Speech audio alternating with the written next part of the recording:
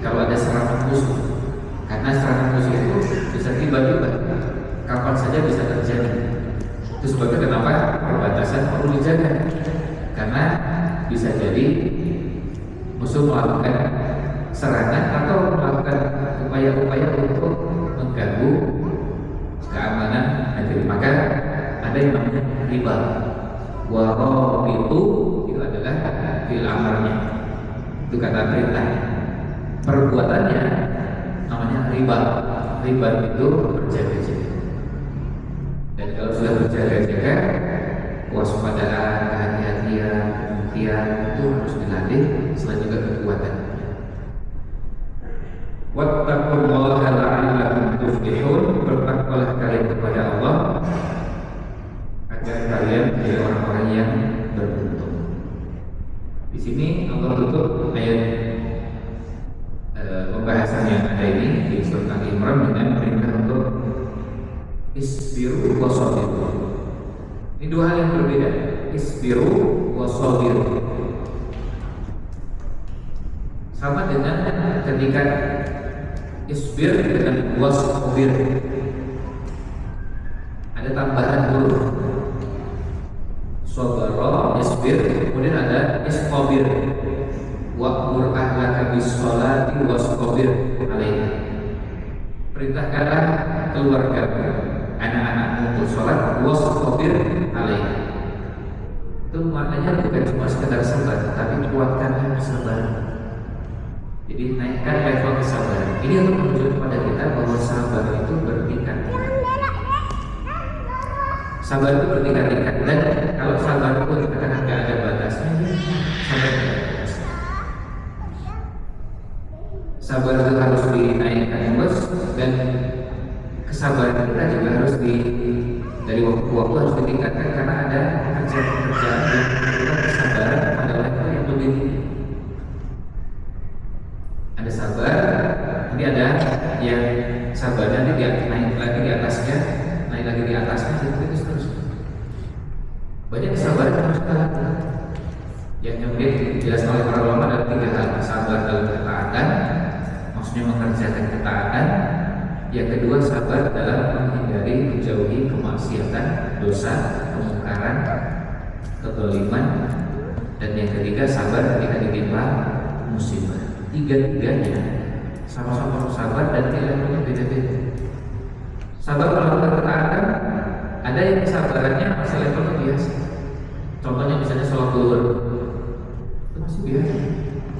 Artinya sholatnya karena kita posisinya, kondisinya masih bagus. Tapi kalau subuh sudah lebih berat. Sebelum subuh bangun, kesabarannya lebih berat daripada yang bangunnya lalu mengerjakan sholat itu, karena aslinya sudah bagus. Mengerjakan sholat maghrib lebih ringan daripada sholat subuh dari sisi sejak awal kan kita nggak tidur. Tapi kalau subuh biasanya kita tidur, lalu ada adzan berkumandang, kita harus memaksa diri bangun. Ini perlu kesabaran. Sebelum subuh bangun lagi itu perlu kesabaran lebih. Nah, level kesabarannya berbeda. Ini bukan pada level yang sama. Kemudian kenapa kok perintah untuk bersabar ketika ngajak anak-anak sholat itu menggunakan kata wastabir? Salah satu hikmahnya adalah kenapa ngajak dan membiasakan anak sholat itu perlu kesabaran luar biasa.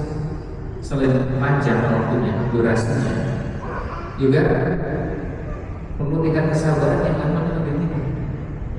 Kadang-kadang anak di awal-awal diajak sholat, setelah itu diajak sholat kan?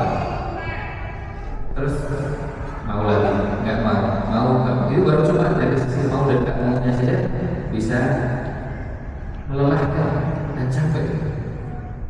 Kondisinya kadang-kadang suka, kadang-kadang tidak suka. Setelah itu nanti ada yang ketika diajak perlu dikondisikan dengan situasi yang membuat mereka haus. Itu baru cuma aja sih. Durasi berapa lama? Kalau lihat hadis, ya Nabi Muhammad SAW bersabda, "Muru auladakum bis-sholati wa hum abna'u sab'i sinin."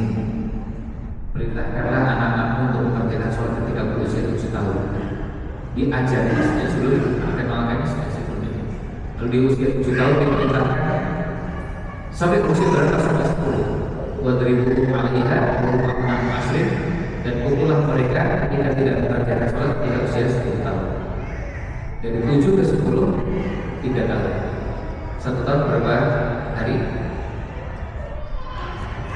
3 tahun berapa hari? Lebih dari 1000 kan? Sehari berapa sholat? 5.